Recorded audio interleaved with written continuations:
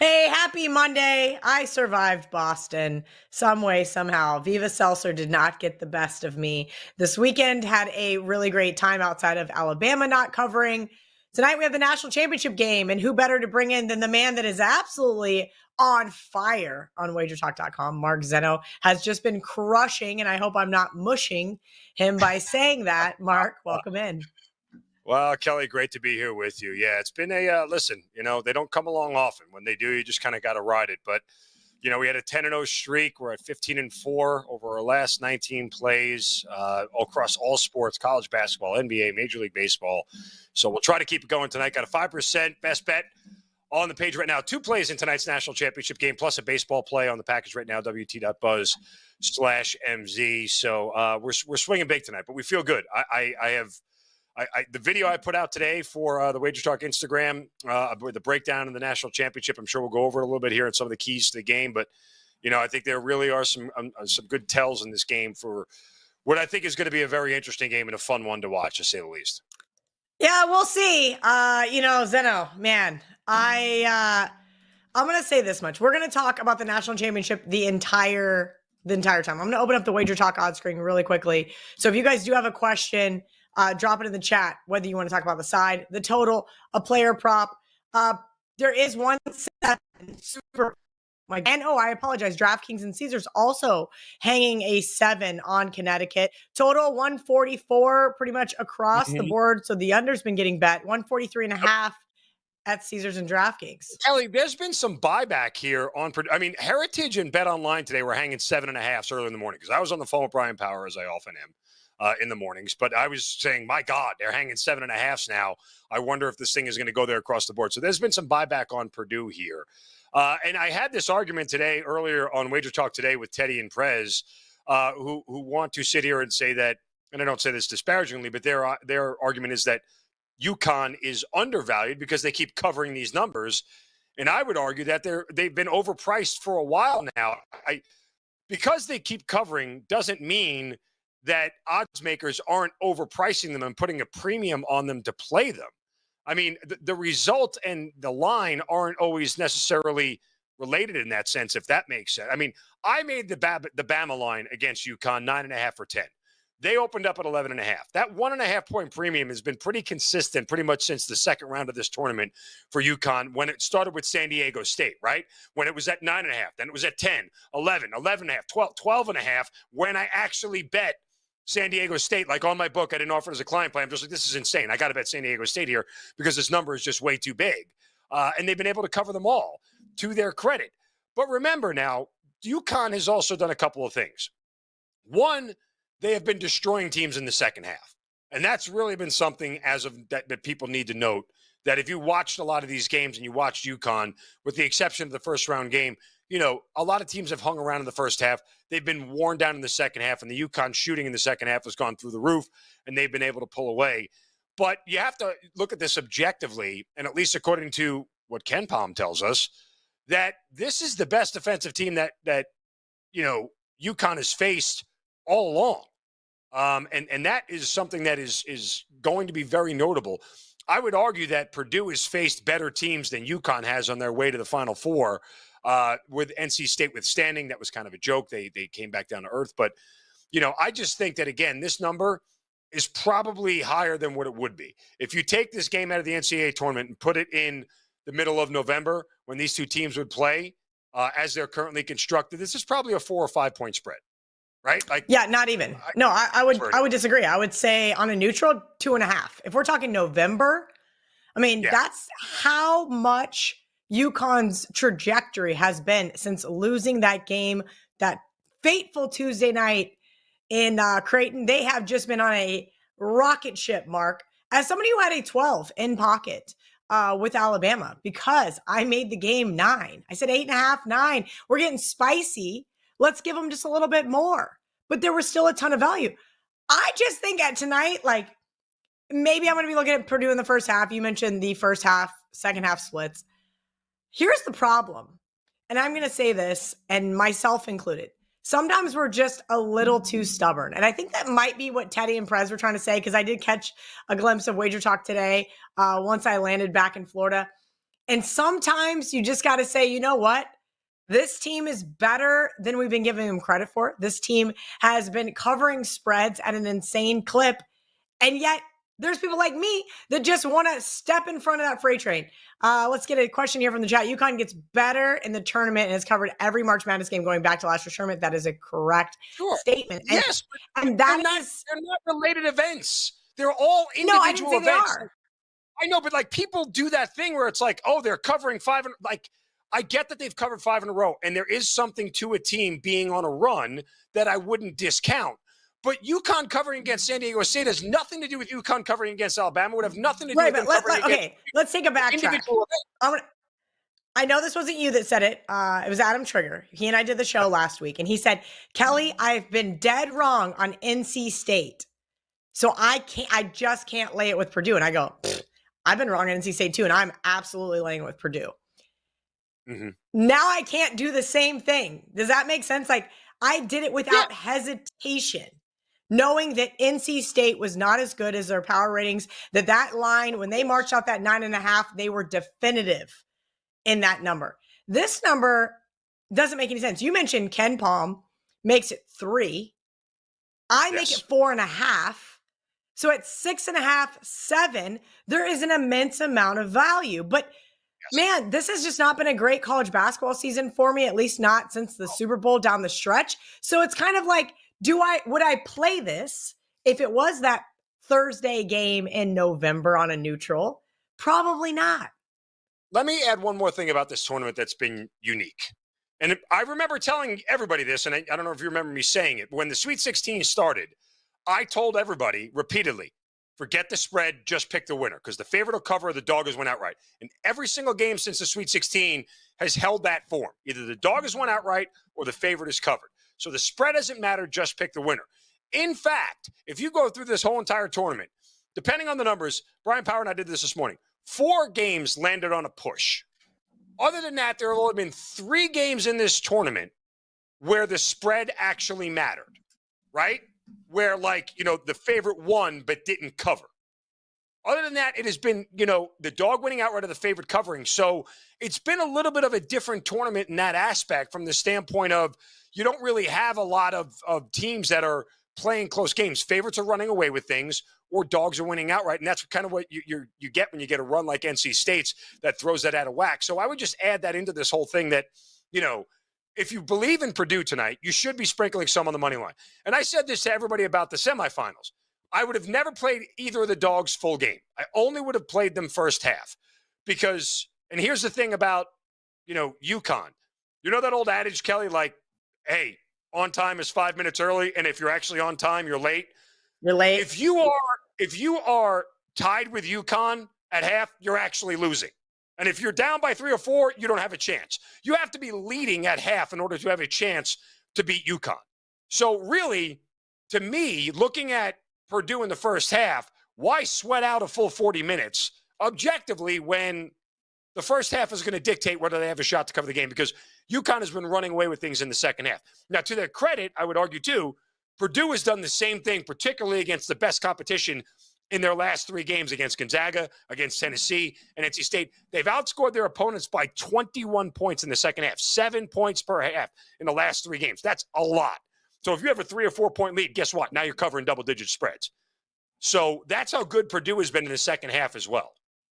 It's interesting. And I'll say this from the just media perspective, right? Everybody has made a big deal about Dan Hurley and the Huskies. And no one has really made a big deal about Purdue, but they've also covered every game in this tournament, and no one's talking about it.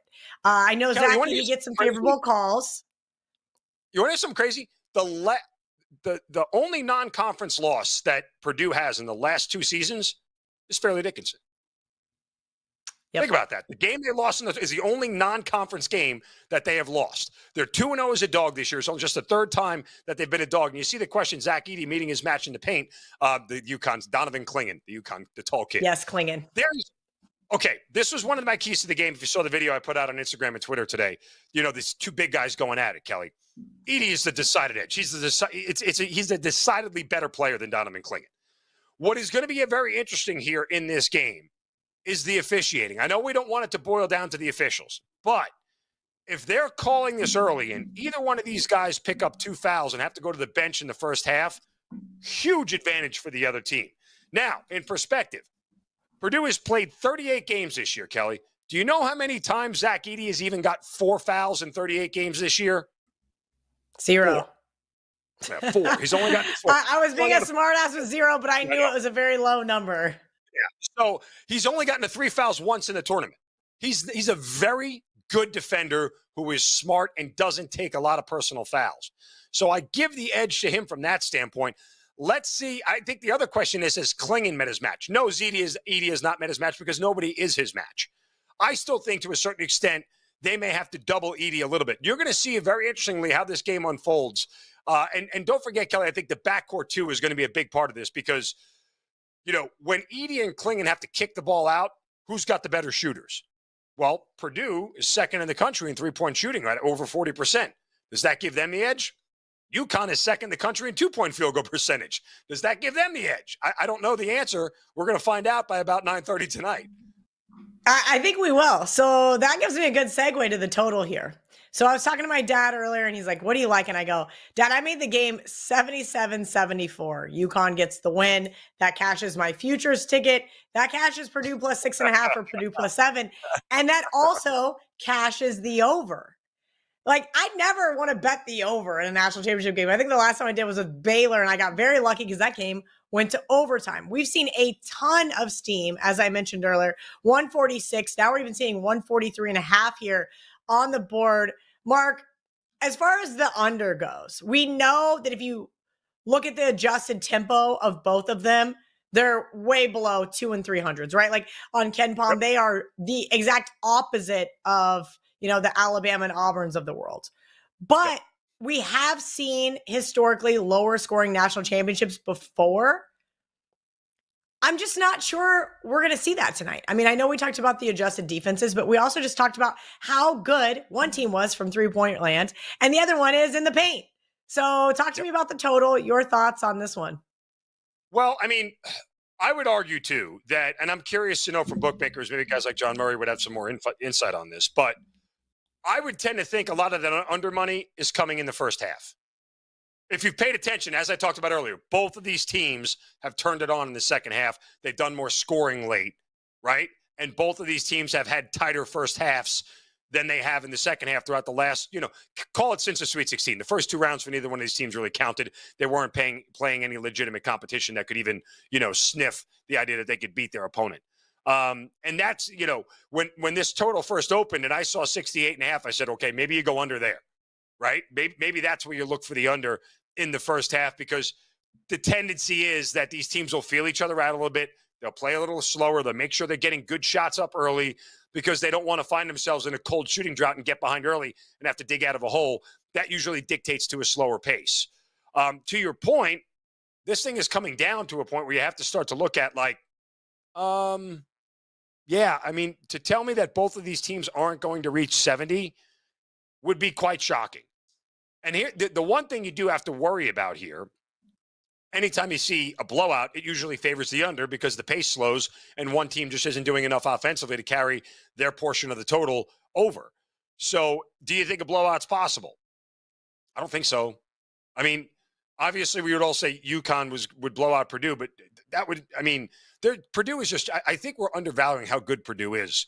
Like, I don't think we have this narrative about Purdue and Matt Painter and Zach Edey that they're a bunch of losers and they're not.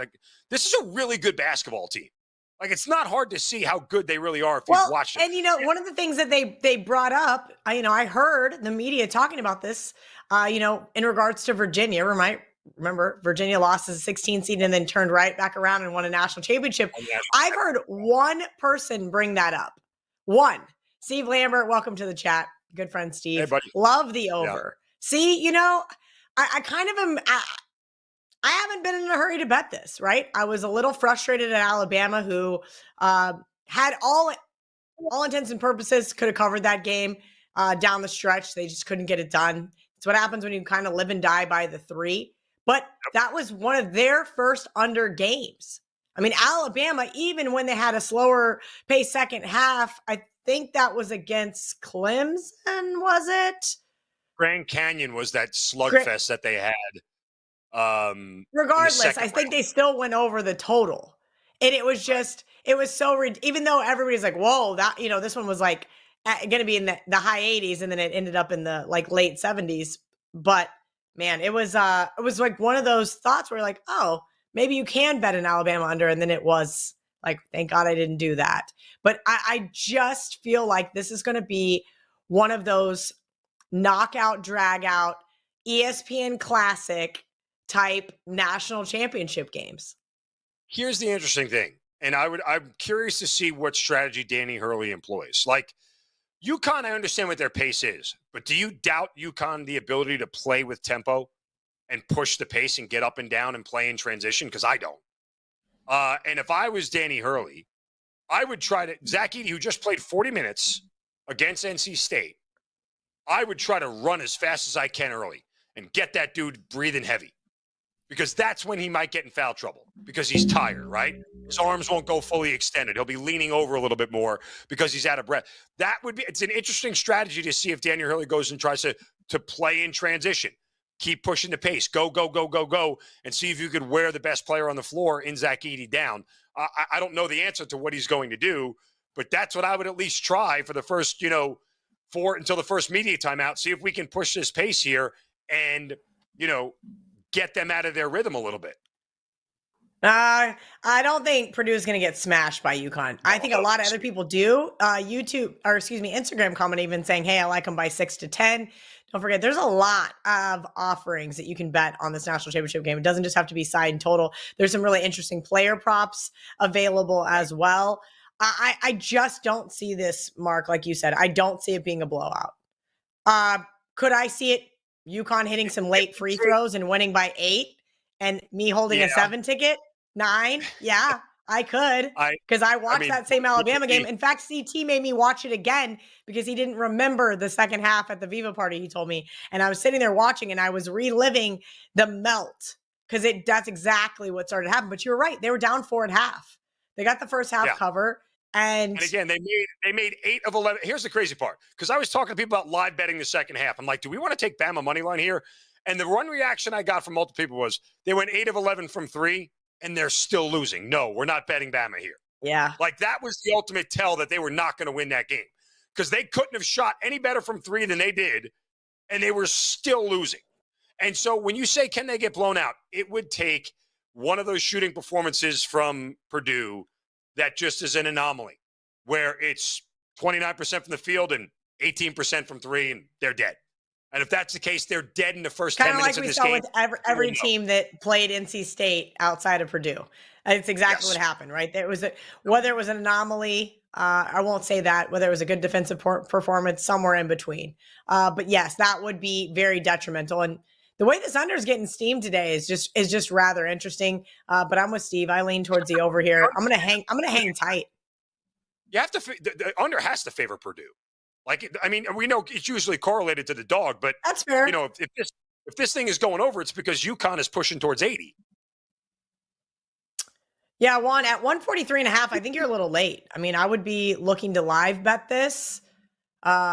Absolutely. I always think that most of the time, if you're sitting there in front of your computer and you have a good book that doesn't do the spin thing over and over and over again and not ever let you get a live bet in, then yes, you should be able to find a better number. There's going to be a point in time where these teams both run.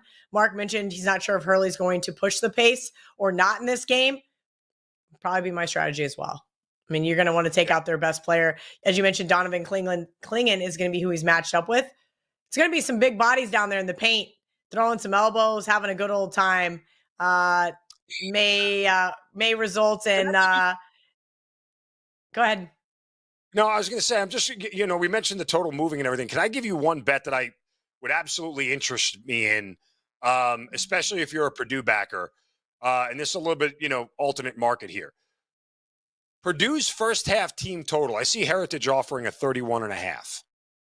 Go find me the last time that Purdue only scored 30 points in the first half of a basketball game this year. I don't think you're going to have a lot of success finding that. Now, I get it. It's UConn, and it's a whole different animal. But for them to be held, I would say, again, all this correlates. If Purdue scores only 29 points in the first half, they may be dead by halftime. Like, there's not a world where I see them scoring 29 and then somehow coming back with 45 in the second half and a major defensive performance. Because remember, to beat UConn, Kelly, you got to do two things, right?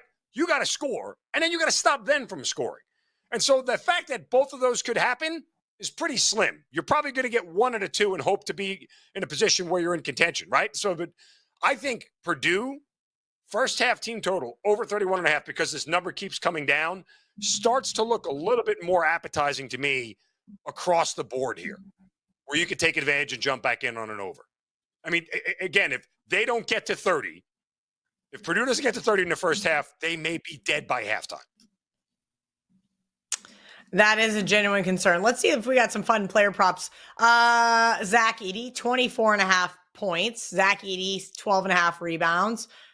Tristan Newton, total points, 15.5. Little plus money there on the over. Tristan Newton, total rebounds. Lots of good stuff. Over threes made. Cam Spencer's got some prop bets. Of course, Donovan Clingan as well. I find it pretty funny that basically a lot of UConn guys have prop bets. Not that many Purdue guys. Braden Smith over rebounds. A couple of them off the board already. Anything that you like in the prop market, Mark? I mean, for a guy who's averaging 28 and 15, if they're only putting 24 and 12 up there, you have to believe. I mean, that field. His under currently at one of my books, 24.5 minus 150. I mean, that's crazy. If you're getting plus money to over 24, if Zach Edey doesn't have 24 points, guys. Purdue's in a world of hurt. Yeah. I mean, like, I'm trying to uncorrelate some of this stuff, but I don't think you can without any, success here. Zach Edey has to have a 27 and 14 kind of night if they're going to have a chance. If Donovan Clingan can check him that much, and I don't think he can, for the record. And I'm not much into the college player prop market at all. Just the volatility sometimes scares me. But, if he's, for a guy, again, who's averaging 28 and 15 in this tournament, for those numbers to be that much lower, that's the premium, I think, part of what you're paying on UConn. And he's the one guy I believe that absolutely is going to be his. He's a better player than Clingan, guys. It's not. I don't think it's close. I genuinely don't think it's close. I just don't think that Clingan. Go ahead, Kel. No, I was going to say, look, I understand what he's averaging, but let's just say he loses by the hook. 24 out of Zach Edey does not mean that they won't cover this game. It's a very good night, especially when Braden Smith's over 10.5. His is minus 145 to the over. I mean, a lot of his teammates are getting a lot more love in the marketplace, but I would say that is very fishy. But could I see it losing by the hook? Absolutely. Again, I would just put this in your head that they played Tennessee, and Tennessee in Ken Palm is the third best defensive efficiency team in the country. Zach Edey had 40 against them. Now, again, they didn't have a Donovan Clingan in the middle, but they also listen, I laid 3 with Purdue late there when that one kept coming down. Yes. So if they can do that to a Tennessee defense, they can certainly do it to a UConn defense. The possibility is there. I'm not saying that it will happen. I'm just saying if a defense as talented and as good as Tennessee's across the board, Zach Edey can torture them for 40 points, they can do it to UConn. Yeah, I'm kind of got my wheels spinning on how I'm going to hedge this future. The Kelly and Murray audience, I either owe them an apology or not. We're going to find out at the end of the night. Plus 750, John Murray and I have a dime on it. And you guys. I feel like you just got to let it ride at that point, right? And go for the middle, if anything. I don't think I want to hedge off. I think if I can find a 7 down here in Florida with the Boilermakers, that'd be the only way I really want to look in this game. I mean, let me look at the current money line. I bet it's just gotten completely obliterated. I don't think you should. Yeah, I mean, minus 310 right now for UConn. I could see a lot of money line parlays being tied into baseball, NBA tonight. So I'm sure the bookmakers would like UConn to lose from a futures perspective, but I have not gotten any intel from John Murray regarding that. mean, I would tell you yes. Like if you wanted a hedge, honestly, just play Purdue money line, like and throw a shekel down on that, because I don't at plus 265, whatever it is, whatever in that area. That's the way I would hedge. That's the only way I would hedge in that scenario at plus money. I wouldn't take Purdue plus the points and leave it open that UConn could win and not cover, right? Well, like that. But that doesn't but feel that's like then you win both. Then you win both bets. I prefer it that way. I know. That's not hedging. That's not hedging. That's almost doubling down. You know, it's middling. It's going. I have a 7-point middle because I have essentially UConn money line plus 750 in pocket is essentially what I have tonight. Yes, and that is a very good bet considering they're minus 310. So that is a fantastic. Logic says, sit back. You did your job. Where's my CLV trophy? I got a new office today. I had to move in a different room in the house. So my CLV trophy's over there. Oh, okay. Well, yeah. I also had to move to a new office, but that's a whole different conversation. Oh, boy. We're going to get you a new office soon. Soon, Mark Zeno. You have been on absolute fire. So at least you can, they're coming, I promise. At least you can pay for that absolute, utter, unmitigated disaster. Mark Zeno, wt.buzz/MZ. Let everybody know what you got up over at Wagertalk. 2 plays tonight in the national championship, including a 5% best bet. Cash 3 out of our last 4 or 5% plays in college hoops. Guys, 10 and 5 in the last 15 plays of 4% or higher in college hoops on a 15-4 all sports run. Also have a baseball play in there for tonight. So jump in, grab it. We got some 5-1 start to the baseball season, Kelly. We've approached baseball much smarter this year than we did last year. So it's paying off here. We're picking and choosing our spots in Major League Baseball. So off to a good start there. And it's a huge night, guys. Get that national championship package at wt.buzz/MZ. Mark is the best. Make sure you guys are following him on all the social channels at Mark Zeno. All right, guys, we'll see you back tomorrow night. I've not figured out who's going to do the show, but Wednesday, we got Andy Lang. We are doing a full Masters show. And I think Thursday I'll be back with Carmine for some NHL. Good luck tonight on all of your wagers, and I will put out a tweet, but I think I'm going to try to find me a 7 and then try to find a live bet on the over. Good luck.